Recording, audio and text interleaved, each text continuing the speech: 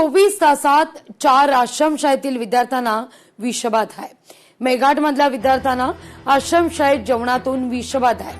टिटंबा, विजू धावडी, सावली खेळा, सुसरदा इथल्या आश्रमशाळेतला हा प्रकार आहे। शाळेमध्ये निकृष्ट जेवणातून विद्यार्थ्यांना विषबाधा झाल्याचं वृत्त आहे।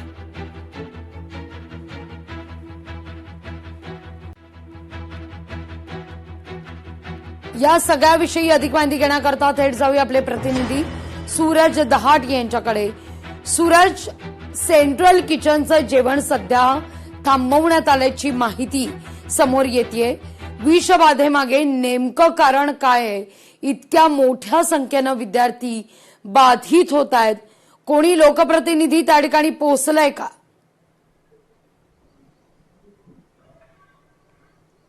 निश्चितच लागलीची अतिशय धक्कादायक आणि तेवढीच संतापजनक ही घटना म्हणावी लागेल। अमरावतीच्या मेळघाटामध्ये खरं तर आदिवासी बहुल संपूर्ण भाग आहे आणि सेंट्रल किचनच्या माध्यमातून जर बघितलं गेलं तर 7 आश्रमशाळांना ज्या मेळघाटामध्ये या ठिकाणी जेवण पुरवलं जातं, मात्र हे संपूर्ण जेवण आहे ते निकृष्ट दर्जाचा असल्याचा आरोप जो आहे पालकांनी आणि विद्यार्थ्यांनी या ठिकाणी केलेला होता। जवळपास अमरावतीच्या मेळघाटमधील सुसरदा असतील, सावलीखेळा असतील, टिटंबा असतील, या संपूर्ण 4 आश्रमशाळेमध्ये 170 पेक्षा जास्त विद्यार्थी या ठिकाणी बाधित झाले आहे। मात्र सर्व विद्यार्थ्यांची प्रकृती आता जरी ठीक असली मात्र हे अतिशय गंभीर हे बाब म्हणावं लागेल। कालच जर पाहिलं तर राज्याचे आदिवासी विकास मंत्री अशोक उईके हे सुद्धा दौऱ्यावर या ठिकाणी गेलेले होते आणि त्या ठिकाणी टिटंबा आश्रमशाळेमध्ये आणि धारणीच्या उपजिल्हा रुग्णालयामध्ये त्यांनी भेट दिली होती। मात्र त्यांना पालकांच्या आणि विद्यार्थ्यांच्या रोषाला या ठिकाणी सामोरं जावं लागलेलं होतं।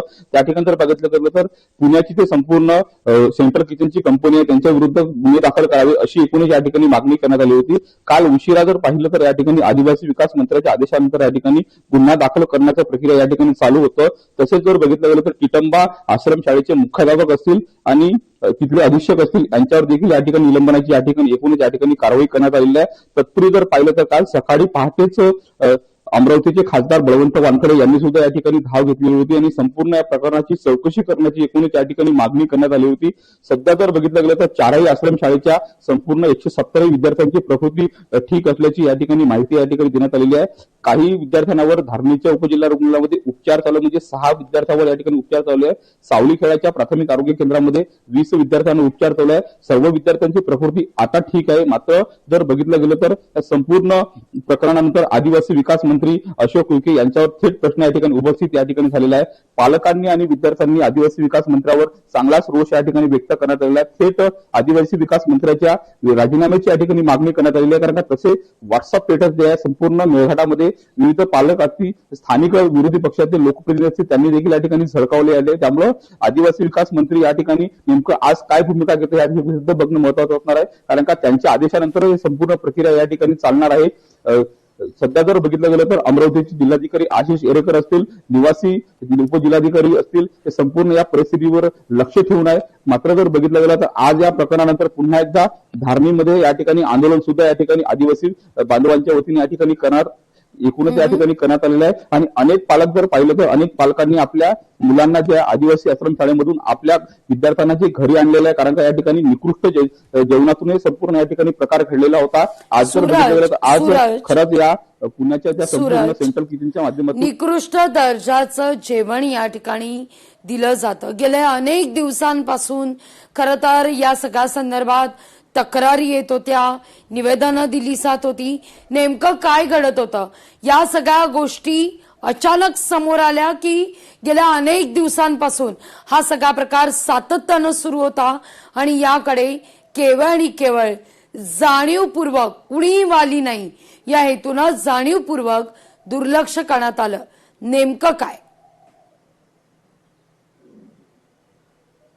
नक्कीच जाणीवपूर्वक दुर्लक्ष केलं असंही या ठिकाणी म्हणावं लागेल। कारण का त्यावेळेस अमरावतीचे खासदार बळवंत वानखडे यांनी टिटंबा आश्रमशाळेमध्ये भेट दिली, त्यावेळेस तिथले मुख्याध्यापक सांगत होते की हे जेवण ते चांगलं आहे। मात्र त्यावेळेस खुद खासदार बळवंत वानखडे यांनी या ठिकाणचं जेवण चाखून पाहिलं, त्यावेळेस अत्यंत निकृष्ट दर्जाचं जेवण होतं। पोळ्या या ठिकाणी कुठल्या प्रकारे शिजलेल्या नव्हत्या आणि त्या ठिकाणी विद्यार्थ्यांना जेवण आणून दिलं जातं त्या ठिकाणी सुद्धा अतिशय घाणेरडी या ठिकाणी व्यवस्था होती। पूर्णपणे या ठिकाणी अस्वच्छतेचं या ठिकाणी वातावरण होतं।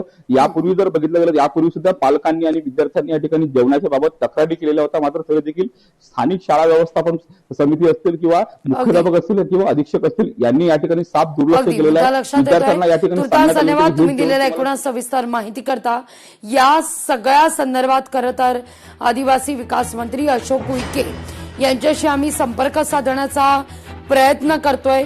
आदिवासी विकास मंत्री या सगळ्या मुद्द्यावर काय भूमिका घेत आहेत, येणाऱ्या काळात काही महत्वाची पावलं उचलली जात आहेत का, या सगळ्यावर आपण त्यांच्याकडून अधिक जाणून घेणार आहोत।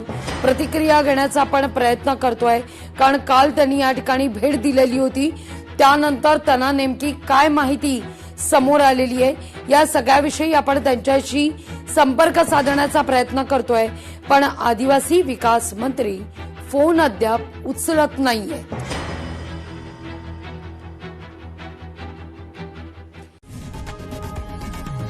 लोकशाही मराठी ऐका, पहा, जागरूक रहा।